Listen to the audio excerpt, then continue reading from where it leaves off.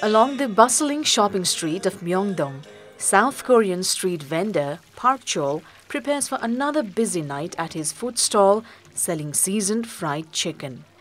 He's feeling hopeful for the first time in years after China reopened its borders in a sudden shift in its zero-COVID policy and Chinese tourists are traveling once again. Park, who did manual labor jobs to make a living when COVID-19 hit, said his revenue has recently showed signs of recovery, picking up to approximately 70% of pre-pandemic figures.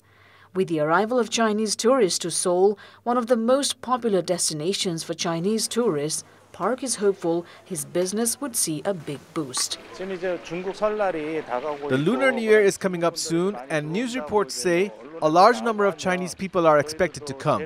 So I need to prepare more ingredients for my business.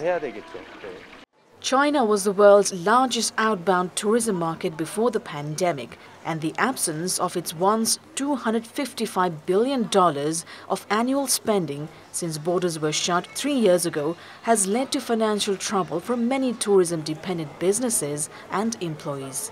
After 3 years, mainland China reopened its land and sea borders and ended a requirement for incoming travelers to quarantine, dismantling a final pillar of a zero-COVID policy that had shielded China's 1.4 billion people from the virus, but also cut them off from the rest of the world.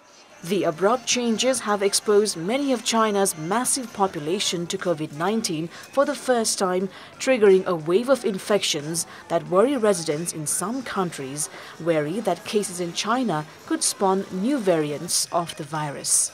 Yet, many tourist-reliant businesses are ready to put aside their concerns, eager to welcome Chinese travelers back.